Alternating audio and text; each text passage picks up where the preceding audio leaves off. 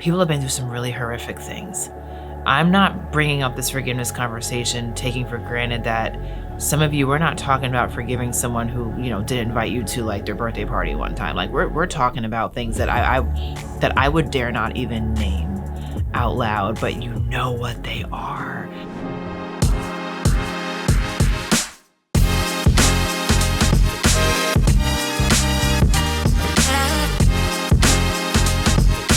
Welcome to the Pastor's Lounge. I'm Sherry, your unapologetically Christian therapist. Here we talk about all things mental health and wellness from a biblical perspective. One of my favorite therapeutic exercises, if you want to call it that I do with, I've lost count of how many clients at this point, is on forgiveness. It is I think, the really understated and really underestimated game changer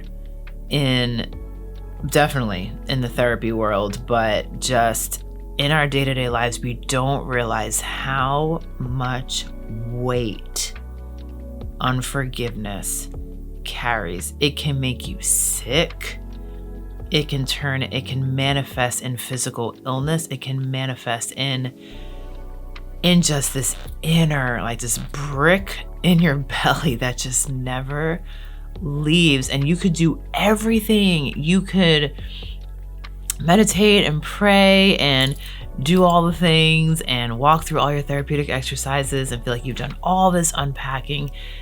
But if you don't forgive, if you don't release that individual, that scenario, often we're going to get to this, yourself, for whatever it is that you've been carrying for so long, there's no real release.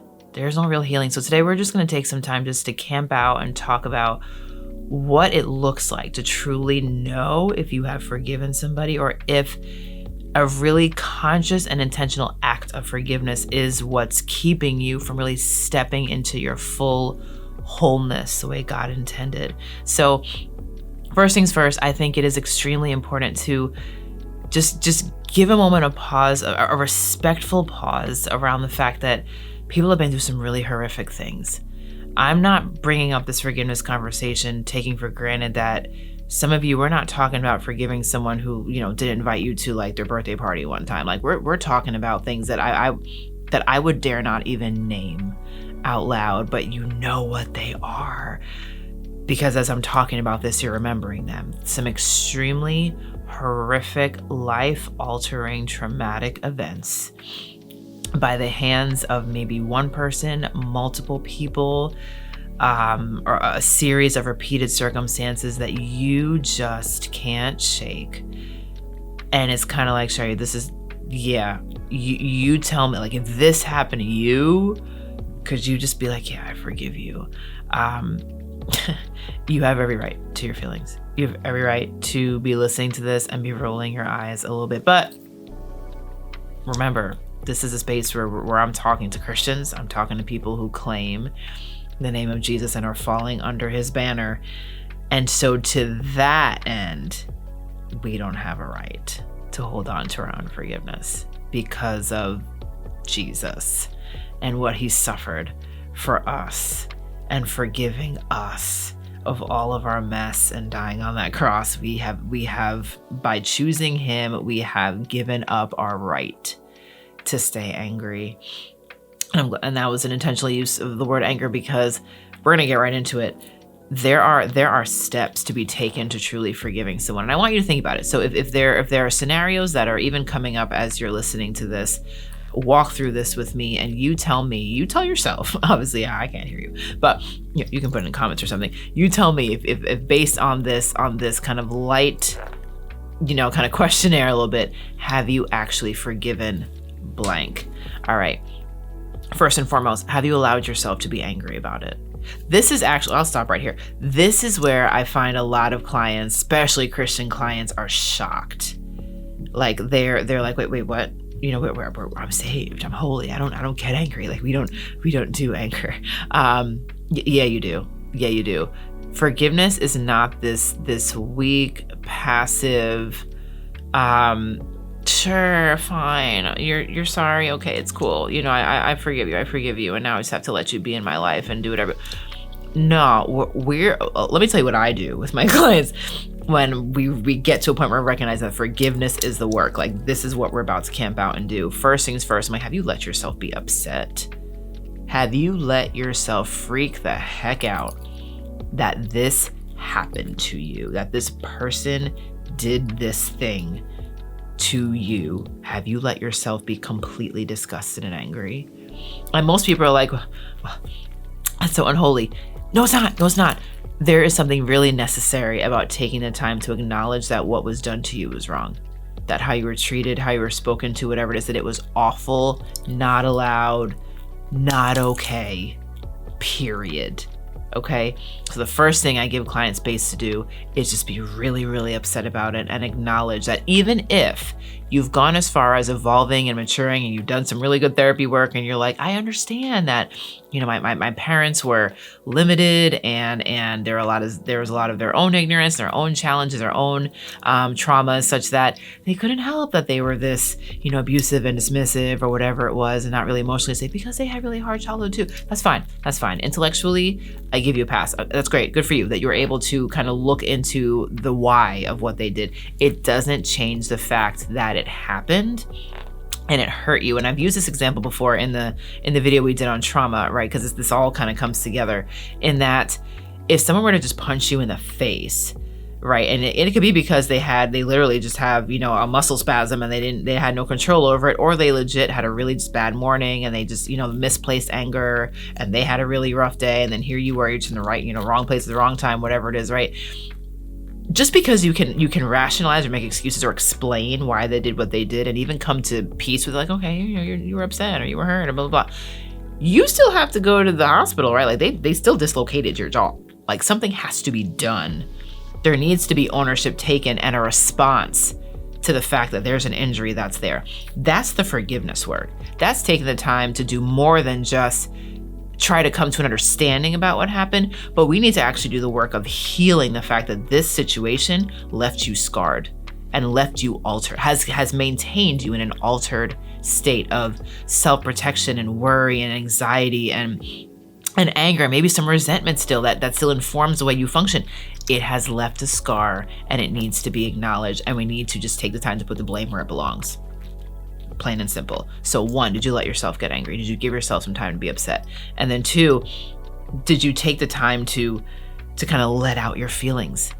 Now, again, I work with clients who the person that hurt them may or may not, or the people, whatever, because for some clients, this is like a series we're going through, like list everybody, and we got like a 10-week lineup for the next several sessions of going through like nanny and auntie and uncle and mom and we just got to go through everybody. And it's fine. I sit there and take, well, okay, next, and we just do the work. Did you kind of take the time to walk through that narrative with somebody and tell your story and allow that the healing come through, part of the healing to come through just being able to walk through it and recall, right? So first, allowing yourself to be angry, acknowledging that anger is allowed.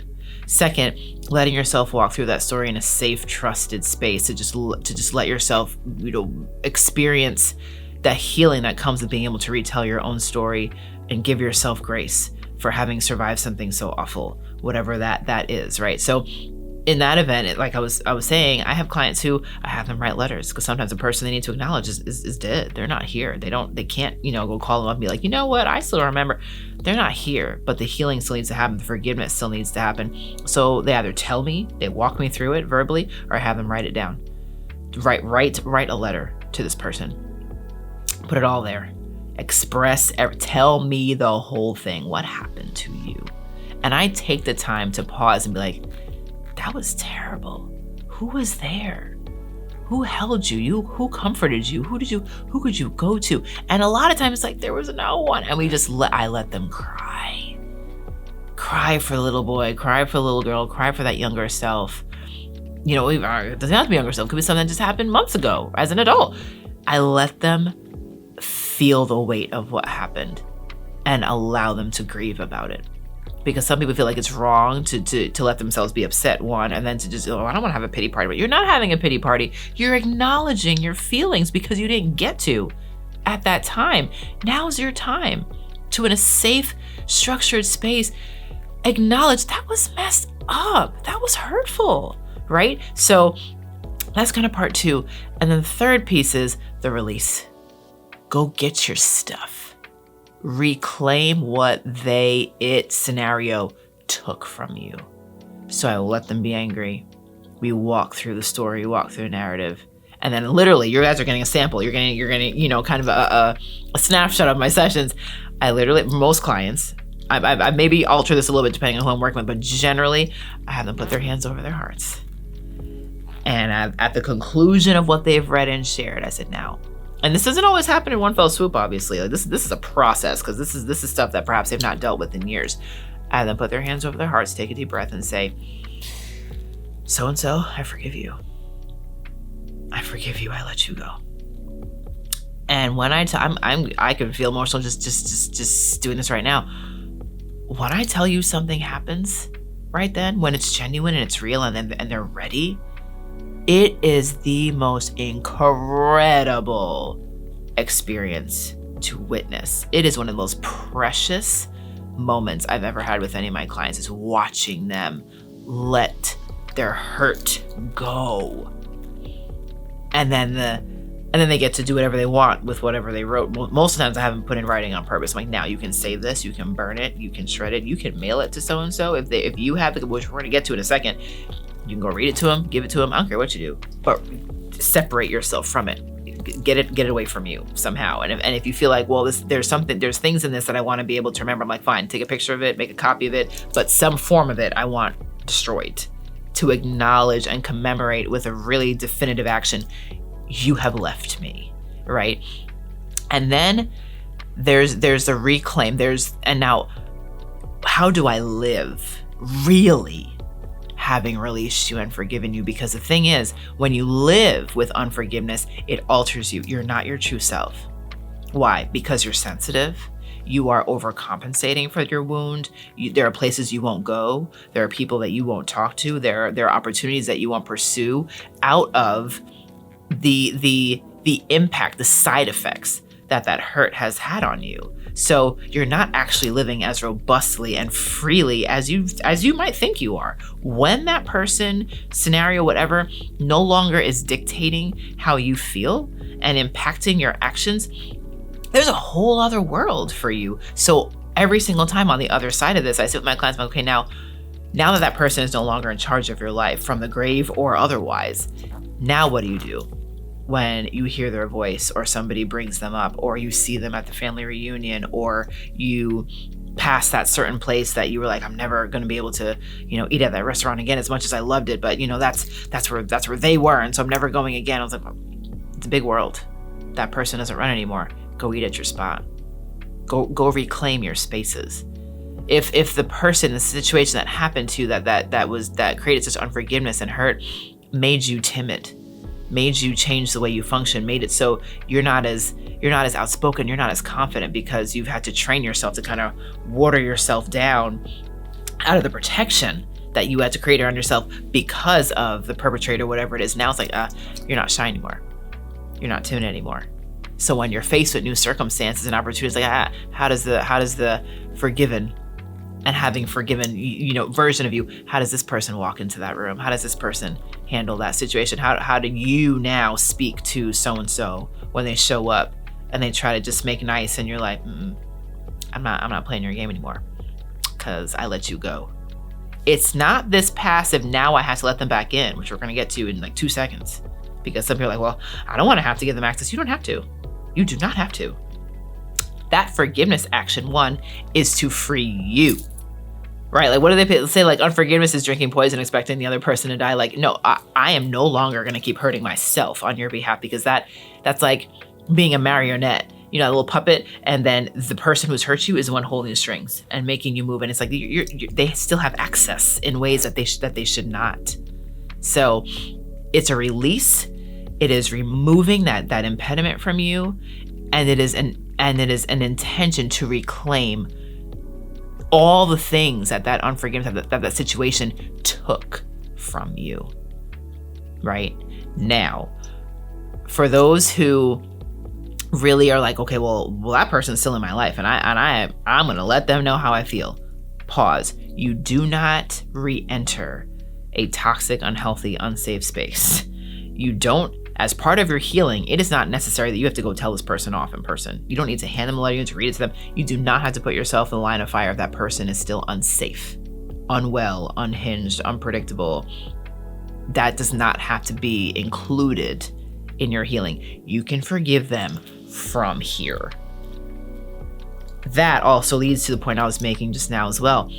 Forgiveness does not mean let them back in either. So just because I've forgiven someone of what they've done, if they're still unwell, unhealed, unkind, keep your distance. The forgiveness isn't here. It is not an invitation for them to reconnect themselves to you if they have not changed. Also, forgiveness is accepting the apology that you may never get. Because unfortunately, as we all know, there are people that are just out here hurting folks and will never apologize.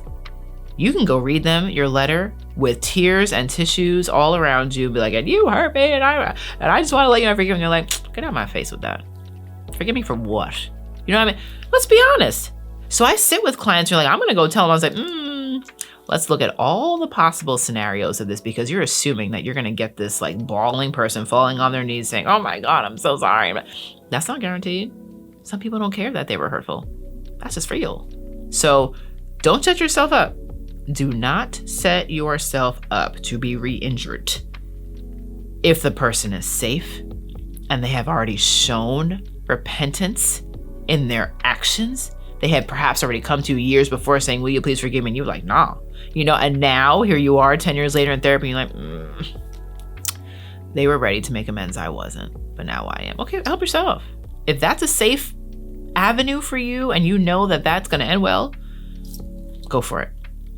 But you are not obligated to make a connection, re-include them in your life, readjust your life around them, or have to, let them have it in person. You can take care of all of this from the safe sanctity of your therapy session and then go on and live your best life. I know clients who've gone to grave sites, read these letters through tears, let their perpetrator know how they feel, ripped that up and left that stuff right there and walked away. I know people who have put letters into the ocean. I've walked with clients when I was in a physical office. I remember walking with them while they put their letter in the shredder and bawled as they got rid of it. I know clients who have sat with their spouse as their best friend and set up a bonfire in the back and burned it and made a whole moment of it, releasing siblings that have hurt them, parent. I've seen and heard it all, but it works. The big thing is living your new life afterwards. Now that they're forgiven and they're no longer in charge of you, now how do you live? Now what do you do? Bonus material. What if the person you need to forgive is you? It's not somebody else. It's not another individual. It's something that you've done to yourself. It's a version of you that has hurt you, and it's you that you need to release for mistakes you made and choices you made that you so regret, and you keep holding yourself captive, telling yourself off, cussing yourself out in your mirror every day. If you had just and blah, blah, blah, blah, blah, then maybe the forgiveness letter is to you. And I've done those too. And it's just as significant. The same way you need to let them go, you got to let yourself go also. Forgive yourself. You didn't know better. You didn't have the resources. You were afraid. You were desperate. You were lonely. You were reacting out of other wounds. There are a million reasons, but all of them can be released, can be put under the blood of Jesus and washed. You can be clean again. It doesn't matter what it is. The Bible is full of examples of people who have done horrific things that the Lord heals and uses when they surrender themselves to Him, warts and all, and say, I'm a mess, but I know it and I need you. And God's like, cool, get over here. I can use that. It's the pride that's also mixed up in the self-abuse, kind of abasing yourself, like, oh, I'm such a horrible human being. You can hold so tightly to that narrative that it almost becomes prideful. Like you go out of your way to prove how lowly you are. And God's like, are you trying to make yourself unforgivable? Are you trying to make My crucifixion seemed useless. Like, Jesus, you died for all sins, but this one, no, that crucifixion didn't quite. Do you dare say that to the Lord, that his death was insufficient for your whatever that you did? Don't insult Jesus. Forgive yourself, receive his forgiveness, and walk out your wholeness like you're supposed to. So take this in, think about it, write your letter. I love doing this with clients. I'm not telling everyone to go write these letters all alone. I prefer that you do it with the support of a professional because it can be really triggering to walk through those memories alone. I don't suggest you do that. I really don't. If you have trusted family that are mature and emotionally intelligent that you can do this with, please pull them in. If you are feeling so urgent after this video, like, I gotta write these letters right now, like, I get it, Sherry, like, I'm ready. Get the right support around you. You'll be surprised at opening this can of worms and how much it will impact you. I've worked with clients who finish this process and they're like, Sherry, they tell me the next week, Sherry, I went and took like a 3-hour nap after that. So like, that wiped me out. It's real.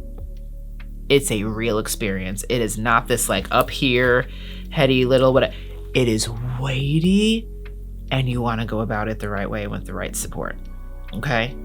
But by all means, if this is speaking to you, respond. Don't ignore this. Consider this your invitation from the Lord, from a therapist who cares, saying, unforgiveness is expensive. Stop paying for it. Okay? Let go. Let God. Be angry without sin. Tell your story. Release them. Reclaim your life. It works. It matters. It's necessary. If you enjoyed this video, if it resonated with you, absolutely do everything that's in it. Like, subscribe, and share with others that you know could use this encouragement. And until next time, I pray that you prosper and you are in good health, even and especially as your soul prospers.